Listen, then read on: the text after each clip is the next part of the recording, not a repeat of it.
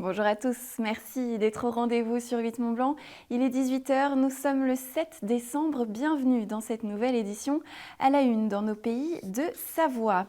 30 millions d'euros, c'est le coût des travaux d'agrandissement des hôpitaux du Léman. À Thonon, l'établissement entend moderniser son offre de soins. Le chantier a enfin démarré, reportage à suivre. Ce sera un vélodrome, un complexe multi-activités, mais aussi une salle de spectacle. La Haute-Savoie Arena verra le jour à La Roche-sur-Foron dans quelques années, prévue pour l'accueil des championnats du monde de cyclisme en 2027. Elle ne fait pas l'unanimité. Je vous le disais à l'instant, annoncés en janvier 2021, les travaux de modernisation des hôpitaux du Léman à Thonon-les-Bains ont finalement débuté cet été. La première phase du chantier fera sortir de terre un bâtiment d'hospitalisation de plus de 7000 m². Le futur ensemble pourra accueillir jusqu'à 180 lits et plusieurs unités. La pose symbolique de la première pierre a eu lieu ce mercredi matin et Sébastien Germain était sur place. Reportage. Une fois n'est pas coutume, la pose de la première pierre de la construction du nouveau bâtiment d'hospitalisation des hôpitaux du Léman a eu lieu alors que le chantier est déjà bien avancé. Lancés l'été dernier, ces travaux d'envergure ont pour objectif de transformer et de renforcer l'offre de soins de proximité ici à Thonon-les-Bains. C'est l'avenir.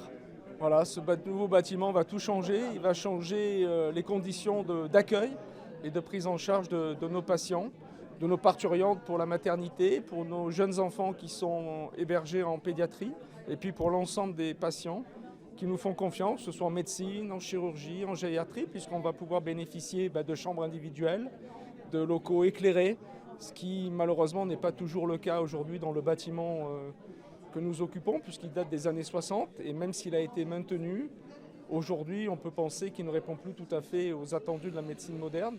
Ce nouveau bâtiment de 7200 m², réparti sur 2 étages, pourra accueillir au total 180 lits, que ce soit en chirurgie, en obstétrique, en pédiatrie, en médecine ou encore en gériatrie. Implanté juste à côté du site historique Georges Pianta, ce chantier a néanmoins ses propres spécificités. On est actuellement sur une zone qui était un ancien parking du personnel, qui le restera à terme. C'est la raison pour laquelle on a surélevé le bâtiment pour pouvoir garder des places de parking en dessous.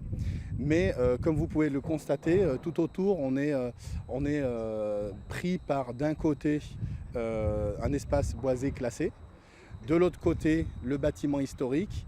Et justement, on est dans une cour logistique où on a énormément d'allées et venues de camions pour nos livraisons du quotidien. Le coût final de cette nouvelle infrastructure s'élève à 30 millions d'euros, dont la moitié est financée par l'Agence régionale de santé, qui espère ainsi lutter contre la concurrence suisse. C'est un moment positif et qui crée ainsi des conditions d'exercice pour les professionnels qui sont améliorées, mais aussi des conditions de prise en charge par les malades de fait.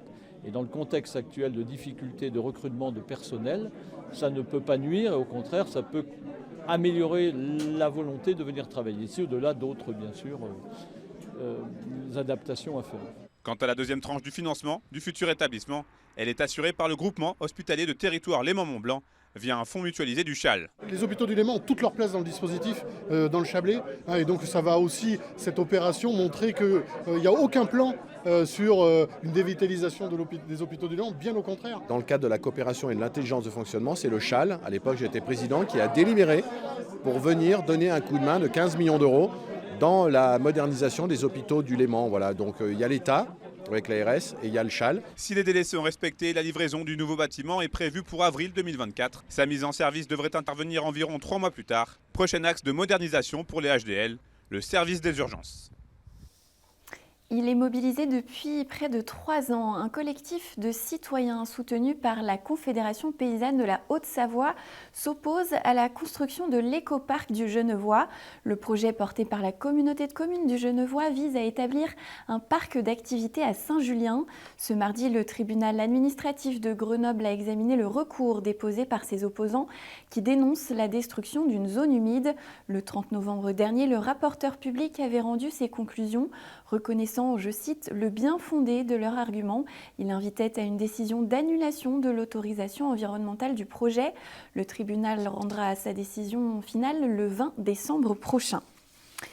Après des mois de rumeurs et d'hypothèses, la Haute-Savoie a officialisé le site de son futur complexe multi-activités. Il servira de centre névralgique au championnat du monde de cyclisme en 2027. La Haute-Savoie Arena, c'est son nom, verra le jour à La Roche-sur-Foron, à 2 pas de Roche Expo. Les précisions sur place de Sébastien Germain. C'est donc ici, sur le parking de la nouvelle halle de Roche Expo, que sera érigée la future Haute-Savoie Arena. Après des mois et des semaines d'expectatives et de polémiques, le conseil départemental de Haute-Savoie, principal porteur du projet, a finalement opté pour ce terrain situé à La Roche-sur-Foron pour y construire ce complexe multi-activités. Un choix qui n'est pas dû au hasard. Un parking goudronné, on est dessus, qui va être quelque part désartificialisé.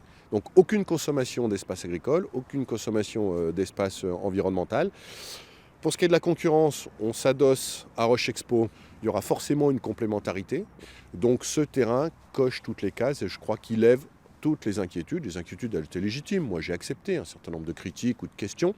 Mais je crois qu'aujourd'hui, on a répondu à toutes les interrogations avec ce site qui est de loin le meilleur qu'on pouvait trouver en Haute-Savoie. Cette enceinte modulable de 18 000 m² qui sera le centre névralgique des championnats du monde de cyclisme 2027 comportera donc un vélodrome de 250 mètres, une salle de spectacle de 10 000 places et plusieurs autres espaces sportifs. Située à seulement quelques mètres de Roche Expo, la Haute-Savoie Arena se veut donc complémentaire de l'historique parc des expositions. Le fait d'avoir Haute-Savoie Arena complète notre offre et devient un lieu qui me semble incontournable pour représenter toutes les forces vives de notre territoire. Pour nous, il est important que le choix se porte sur cette destination. Je préfère bien entendu avoir un bâtiment à proximité qu'à 10 km. En tout cas, ce bâtiment, je ne le vois pas concurrentiel, mais plutôt complémentaire à nos activités. Alors que la commune de Régnier avait été pressentie dans un premier temps, c'est donc finalement La Roche-sur-Foron qui abritera ce complexe. Et pour le maire en place, cette implantation doit permettre à sa ville d'entrer dans une nouvelle ère. Des emplois, des retombées économiques, c'est effectivement ce qu'on attend, mais surtout que ce soit un grand accélérateur pour tous les projets qu'on avait aussi déjà pour la commune. Cette Haute-Savoie Arena, elle va clairement mettre La Roche au centre du monde le temps des championnats du monde cycliste demain, et puis être un vrai levier d'attractivité pour tout ce qui peut manquer à La Roche. Aujourd'hui, on manque de médecins.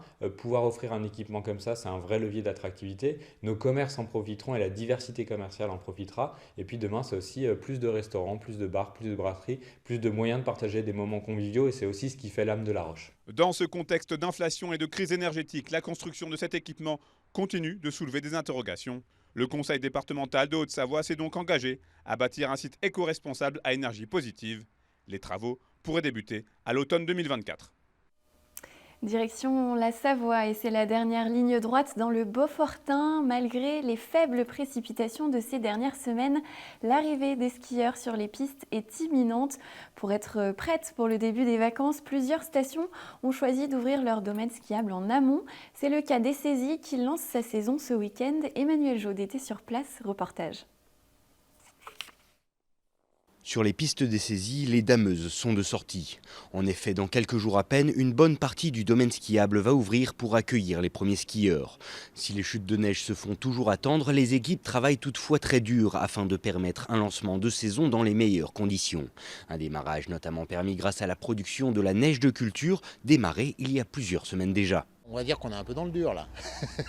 On est un peu dans le dur, très clairement on a pris la décision pas plus tard qu'hier. Parce que c'était un petit peu limite en termes de neige naturelle. Pour l'instant, il y a eu des petits épisodes, mais il n'y a pas eu d'énormes chutes conséquentes.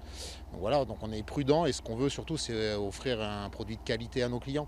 Donc on voulait être sûr que la partie complément neige de culture soit bien réalisée. Et donc c'est le cas et c'est pour ça qu'on va ouvrir. Donc là, on est vraiment dans la préparation pure et dure opérationnelle. Donc ça, c'est important notamment de ne pas trop venir se balader en montagne et sur notre site en ce moment parce qu'il y a des dameuses dans tous les sens, notamment certaines avec des câbles. Donc attention à l'aspect sécurité, il y a des scooters qui circulent. Enfin, voilà, les équipes sont en pleine préparation.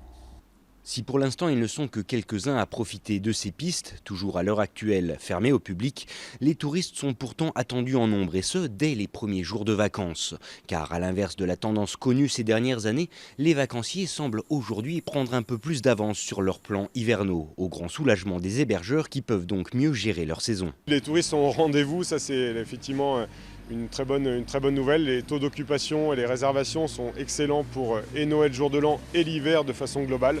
On a de très bons taux, on est ravis et puis surtout on a eu beaucoup plus d'anticipation que les années précédentes. Les clients ont anticipé leurs réservations.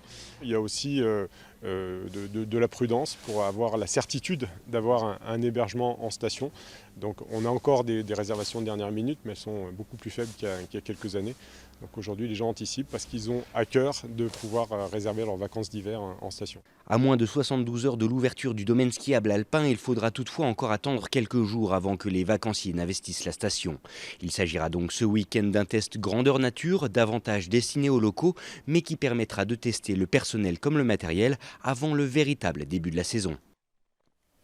Et d'autres stations ont déjà lancé leur saison. Nous quittons donc avec des images de Val d'Isère où les skieurs ont pu retrouver les joies de la glisse ce week-end. C'est la fin de cette édition. Juste après la météo, place à un nouvel aparté de la rédac. Sébastien Germain reçoit le photographe et haut-savoyard d'adoption François Deswart. Rendez-vous à 18h demain pour un nouveau JT. Belle soirée sur 8 Mont Blanc.